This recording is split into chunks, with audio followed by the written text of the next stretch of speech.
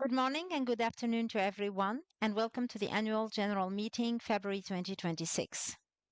My name is Samiha Chemli. I'm an associate professor of hospitality and tourism management, coordinator of university relations at the University of Deusto, and vice chairman, secretary general of the World Rural Tourism Council, the African region. Distinguished members, dear colleagues, today I would like to invite you to a short journey not across borders but across memories, heritage, and shared history. When we speak about rural tourism, we often focus on landscapes, villages, and traditions. Yet in 2026, one of the central operational challenges in global rural tourism is not demand, but fragmentation.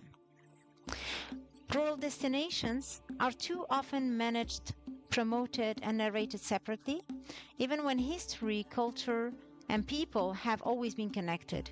Africa understands this challenge deeply. Across the continent, rural territories carry layered histories, crossroads of civilization, movements, and exchanges. Yet these connections are not always visible, not easy to activate today. North Africa, in particular, offers a powerful illustration of how rural tourism can move from isolations to connection. In the early 17th century, under the reign of King Philip III of Spain, hundreds of thousands of Moriscos of Andalusian origin were expelled from the Iberian Peninsula. Many crossed the Mediterranean and settled in North Africa, particularly in Tunisia and Morocco. They did not arrive empty-handed. They brought with them architecture, agricultural practices, craftsmanship, music, cuisine, and ways of living. This is where rural tourism becomes more than promotion. It becomes a tool for reconnecting histories. One such place is Testour, a small rural town in northern Tunisia, founded by Andalusian Moriscos. Testour remains one of the most striking expressions of Andalusian heritage outside Europe. Its most emblematic symbol is the minaret of the Great Mosque, with a clock that runs backwards. This clock is not an error, it's a symbol of memory, of displacement. And they count down their stay in North Africa until they can go back home in Andalusia.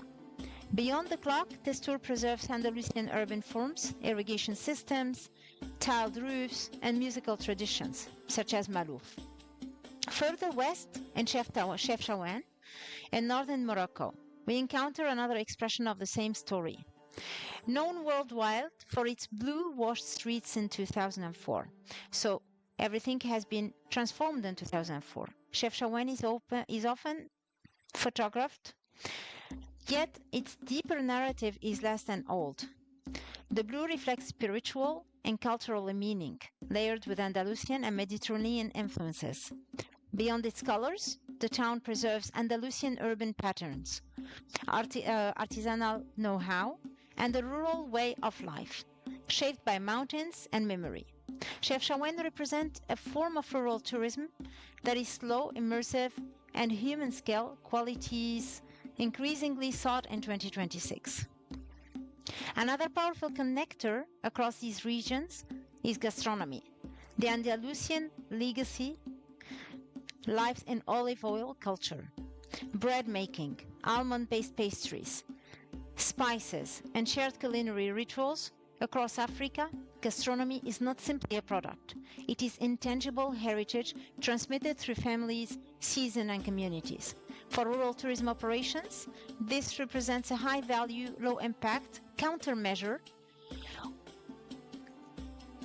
one that creates meanings without heavy infrastructure and engagement without overexposure.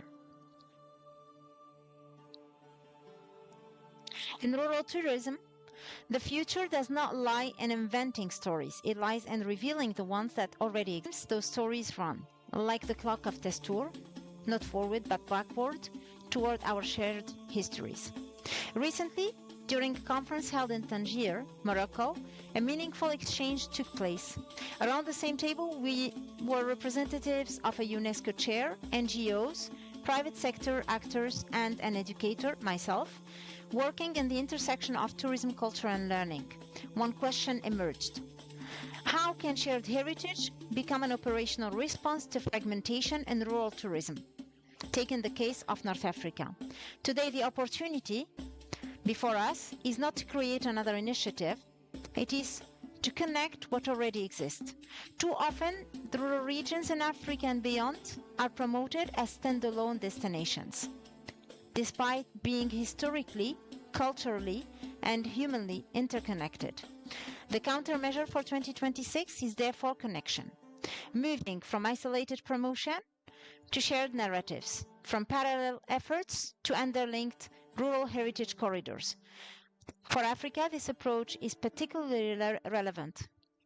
It allows rural tourism to strengthen local identity without isolation, to encourage cooperation across borders, to reduce duplication of effort, and to position Africa not as a periphery but as a continent of connections by linking regions through history and culture. Rural tourism becomes more than local development, it becomes a bridge between regions, cultures, and generations. And it is that connection, not in competition, that the true value of rural heritage emerges. Thank you very much.